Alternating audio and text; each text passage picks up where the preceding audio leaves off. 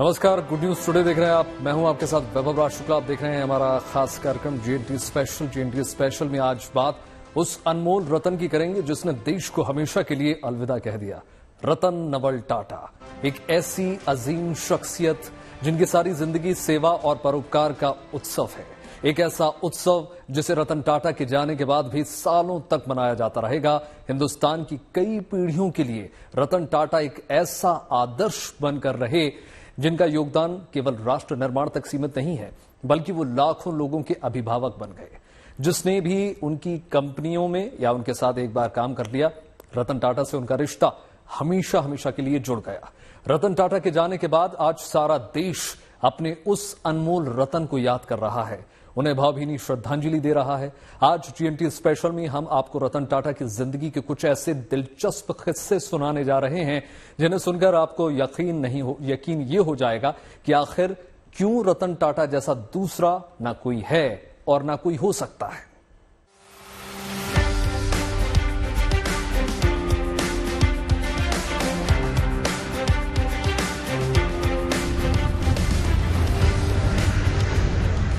ये बात है साल 1992 की। इंडियन एयरलाइंस के कर्मचारियों से एक सर्वे में पूछा गया कि दिल्ली से मुंबई की फ्लाइट में सबसे प्रभावशाली या कहें कि सबसे अच्छा और सौम्य व्यवहार वाला यात्री कौन सा था। सर्वे भरने वाले अधिकतर लोगों ने एक ऐसे इंसान का नाम लिखा जो बेहद कम चीनी के साथ ब्लैक कॉफी मांगा करता था। एक ऐसा यात्री जो किसी अटेंडेंट को परेशान नहीं करता था, बल्कि एक बार फ्लाइट ने उड़ान भरी तो चुपचाप अपने काम में व्यस्त हो जाता था। फ्लाइट में न तो लगेज उठाने के लिए कोई असिस्टेंट, न फाइल संभालने के लिए कोई दूसरा आदमी। वो इंसान रतन टाटा थे।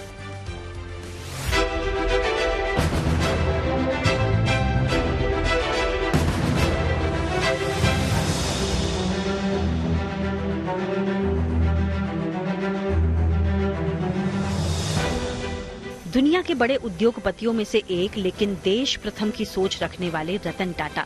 नमक से लेकर हवाई जहाज तक का बिजनेस एम्पायर चलाने वाले रतन टाटा। लाखों करोड़ की संपत्ति के बावजूद अपनी साधारण जीवन शैली की पहचान रखने वाले रतन टाटा। नामुमकिन को मुमकिन करने का मादा रखने वाले रतन टाटा। खामोशी से कामयाबी हासिल करने का मंत्र जानने वाले रतन टाटा। वो रतन टाटा जिनकी सफलता की कहानी देश की पीढ़ियों के लिए प्रेरणादायी है। भारत के अनमोल रतन रतन नवल टाटा सबको अलविदा कह गए। रतन टाटा को दुनिया एक बड़े उद्योगपति से ज्यादा एक सच्चे देशभक्त, समाज सेवी और एक दरिया दिल इंसान के तौर पर जानती रही।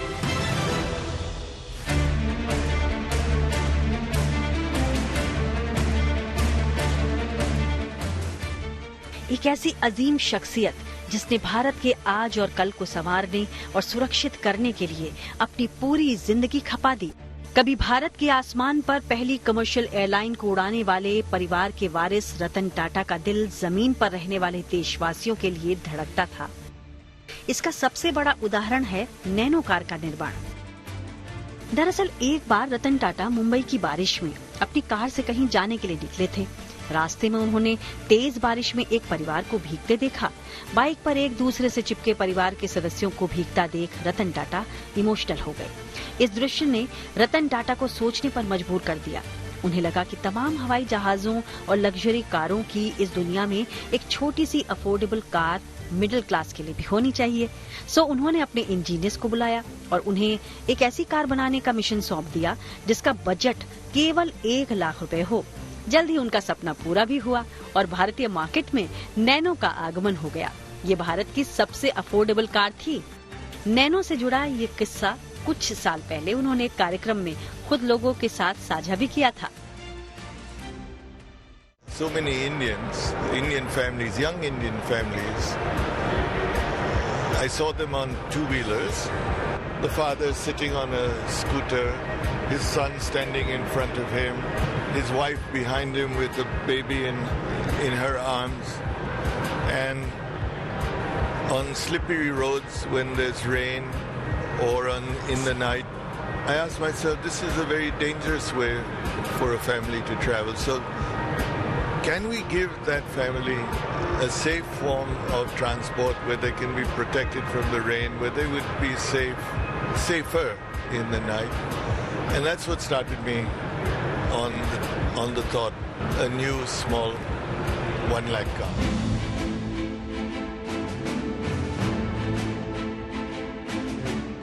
रतन टाटा के ऐसे ही किस्से उन्हें सबसे अलग बनाते थे।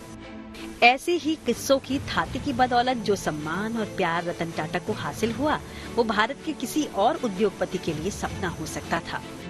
रोजगार देना हो या फिर भारत को शक्तिशाली करना, प्रदूषण बचाने के लिए कदम उठाना हो या फिर भारत के हजारों गांवों में साफ पानी पहुंचाना, भारतीय कारोबार की रीढ़ टाटा ग्रुप के पूर्व चेयरमैन को हमेशा एक ऐसे उद्योगपति के तौर पर जाना गया जिसने हमेशा अपने कर्मचारियों का साथ दिया।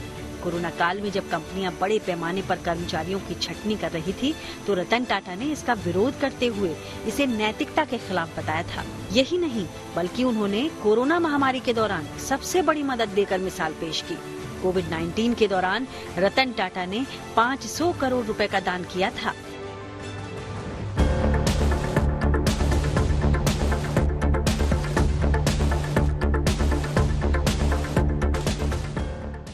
सिर्फ महामारी के दौरान ही नहीं, बल्कि मुसीबत की हर घड़ी में वो अपने कर्मचारियों के साथ खड़े नजर आते थे।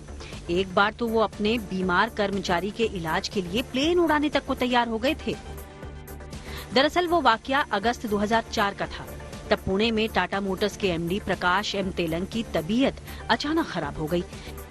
ऐसे में डॉक्टर्स ने उन्हें तुरंत मुंबई ले जाने की सलाह दी। वो रविवार का दिन था और डॉक्टर एयर एम्बुलेंस का जुगाड़ नहीं कर पा रहे थे। जब इस बारे में रतन टाटा को बताया गया तो वो तुरंत कंपनी का प्लेन उड़ाने के लिए तैयार हो गए। रतन टाटा के पास पायलट का लाइसेंस था, लेकिन इस बीच एयर एम्बुलेंस का इंतजाम हो गया और प्रकाश को मुंबई के ब्रीच कैंडी अस्पताल ले जाया गया, जहां सफल इलाज के कुछ दिनों बाद उन्हें डिस्चार्ज कर दिया गया। इसी तरह उनकी दरियादिली का एक और रूप साल 2008 में 26/11 के मुंबई हमले के दौरान भी देखने को मिला। उस हमले में कई मासूमों की जान चली गई थी। टाटा ग्रुप के कई कर्मचारियों को भी उस हमले का दंश झेलना पड़ा। कई परिवार बर्बाद हो गए थे। तब रतन टाटा बगैर समय गवाए ऐसे 80 टाटा कर्मचारियों के परिवारों से मिलने पहुंचे थे। उन्होंने न केवल परिवारों से खुद मुलाकात कर संवेदना जताई, बल्कि उनके लिए आर्थिक मदद और उनके बच्चों की शिक्षा का पूरा खर्च उठाने का भी इंतजाम किया। इसी दरियादिली और काबिलियत के साथ रतन टाटा ने 21 साल तक टाटा ग्रुप का सफलतापूर्वक नेतृत्व किया। इन सालों में दरअसल रतन टाटा ने अपनी विरासत को एक नए मुकाम पर पहुंचाया। 1991 में जब रतन टाटा समूह के मुखिया बने, तब उदारीकरण का दौर शुरू हो रहा था और उसी समय रतन टाटा ने दुनिया भर में पांव पसारने शुरू किए। उन्होंने एयर इंडिया को अपने एम्पायर में शामिल किया। विदेशी कंपनी फोर्ड के luxury car brand land rover और जैगुआर को भी अपने पोर्टफोलियो में जोड़ा। इसी दौरान टाटा ग्रुप ने टेटली टी और जैगुआर समेत कई अधिग्रहण कर सुर्खियां बटोरी। वो रतन टाटा ही थे जिनके नेतृत्व में टाटा का कारोबार हर जगह फैला। चाय से लेकर सूचना तकनीक तक टाटा भारत का सबसे बड़ा कारोबारी समूह बन गया। बावजूद इसके रतन टाटा लो प्रोफाइल रहे। अपनी उपलब्धियों के लिए रतन टाटा को साल 2000 में पद्म भूषण और साल 2008 में पद्म विभूषण से सम्मानित भी किया गया। शांत रहना, अपने से छोटों का सम्मान करना, बिना किसी दिखावे के सादा जीवन जीना, ये रतन टाटा के जीवन का फलसफा रहा। रतन टाटा की जिंदगी हमें सिखाती है कि अगर कोई अपने जीवन में इतना बड़ा होकर भी छोटे और बड़ों का सम्मान करना शुरू कर दे, तो यकीनन सफलता ज्यादा दूर नहीं रहती। Bureau report, good news today. देखिए, रतन टाटा सिर्फ 10 सालों के रह गए होंगे जब उनके माता पिता एक दूसरे से अलग हो गए थे। उसके बाद से रतन टाटा और उनके भाई, जो छोटे भाई हैं, जिमी को पालने की जिम्मेदारी उनकी दादी ने उठाई। बचपन के उन्हीं दिनों में दादी माँ ने रतन टाटा को एक बहुत कीमती सबक दिया। जीवन में संयम और मौन की राह पर चलना सिखाया। लगभग 7 सदी पहले सीखा ये सबक ताउम्र रतन टाटा के काम आया, तब भी जब उन्हें पहली बार टाटा ग्रुप की जिम्मेदारी सौंपी गई। वंशवाद के आरोपों और तमाम बातों के बीच रतन टाटा दादी माँ की 7 सदी पुरानी सीख पर डटकर खड़े रहे, चुनौतियों के आगे अड़े रहे। उनकी जिंदगी ऐसे कितने ही किस्से उनके साथ जुड़े हुए हैं जिसमें उनके लेजेंड बनने की कहानी का असर साफ दिखता है। उनके पीछे पीछे लिफ्ट लॉबी तक चले आते थे। 2018 में जब कंपनी ने बॉम्बे हाउस का रेनोवेशन करवाया तो रतन टाटा के कहने पर बेसमेंट में विशेष तौर पर आवारा कुत्तों के लिए समर्पित एक हिस्से का निर्माण करवाया गया।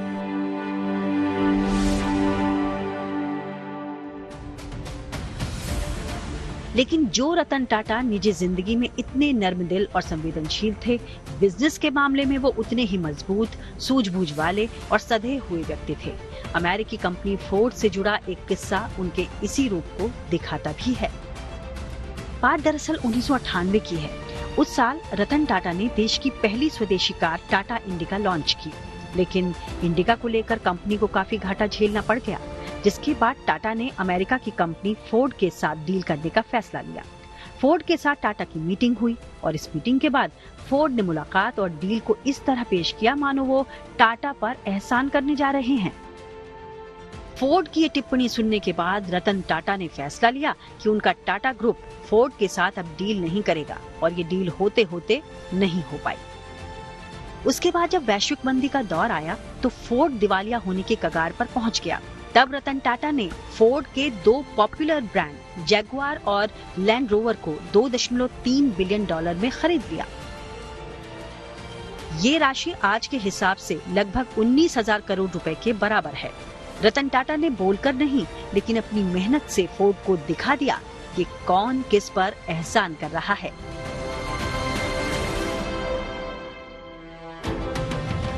लेकिन आपको ये जानकर हैरानी होगी कि उद्योग जगत के कद्दावर बनने का ये सफर रतन टाटा ने टाटा ग्रुप से शुरू नहीं किया था, बल्कि इसकी शुरुआत IBM कंपनी और एक पुराने टाइपराइटर से हुई थी।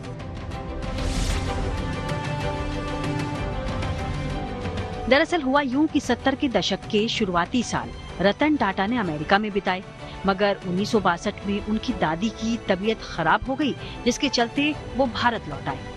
भारत आकर रतन टाटा ने IBM कंपनी में नौकरी शुरू की, लेकिन JRD टाटा ये चाहते थे कि वो टाटा ग्रुप ज्वाइन करें।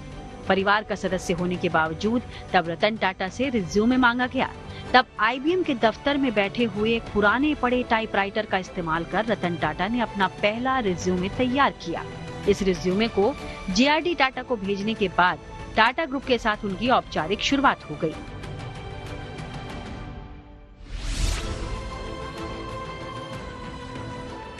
जो थोड़ा बहुत समय बचता था उसे वो पढ़ने लिखने में लगाते थे। टाटा को बचपन से ही कम बातचीत पसंद थी।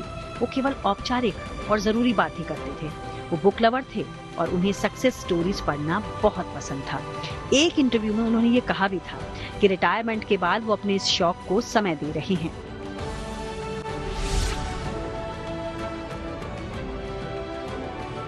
किताबों के अलावा रतन टाटा को संगीत से भी बेहद लगाव था। वो 60 से 70 के दशक के गाने सुनना पसंद करते थे।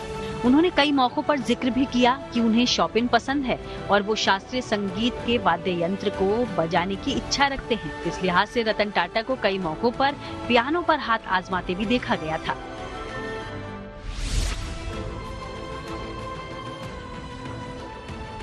रतन टाटा की जिंदगी में क्लासिकल धुनों के अलावा मोहब्बत की सरगम ने भी जगह बनाई, वो भी कई बार। रतन टाटा ने एक इंटरव्यू में जिक्र किया कि उन्हें 4 बार प्यार हुआ। हर बार बात शादी तक पहुंचती तो जरूर, लेकिन किसी न किसी वजह से अंत में शादी हो नहीं पाई। सो जीवन भर अविवाहित रहने वाले रतन टाटा ने अपने काम और समाज सेवा के जज्बे को ही अपना हमसफर मान लिया। जब तक जिए अपने हर फैसले में देश और देशवासियों को सर्वोपरि रखा। उनके इसी जज्बे ने रतन टाटा को सारी उम्र सर्वप्रिय और अजात शत्रु बनाए रखा। फिल्म स्टार्स और खिलाड़ियों के प्रति दीवानगी जाहिर करते तो लोग अक्सर दिख जाते हैं, लेकिन रतन टाटा संभवतः देश के अकेले ऐसे उद्योगपति हैं जिनकी फैन फॉलोइंग करोड़ों में थी और हमेशा रहेगी। रतन टाटा भले ही आज दुनिया से विदा हो गए हों, लेकिन 140 करोड़ भारतीयों के दिल में वो हमेशा जिंदा रहेंगे। भारत के ऐसे अनमोल रतन को गुड न्यूज टुडे का सलाम। तो वाकई रतन टाटा अनमोल रतन है। अब से कुछ ही देर पहले रतन टाटा को राजकीय सम्मान के साथ अंतिम विदाई दी गई। मुंबई के वर्ली में मौजूद शमशान घाट में पूरे राजकीय सम्मान के साथ टाटा सन्स के चेयरपर्सन रतन टाटा का अंतिम संस्कार किया गया। इस मौके पर देश के गृह मंत्री अमित शाह और राज्य के मुख्यमंत्री एकनाथ शिंदे समेत तमाम जो नेता हैं वो मौजूद रहे।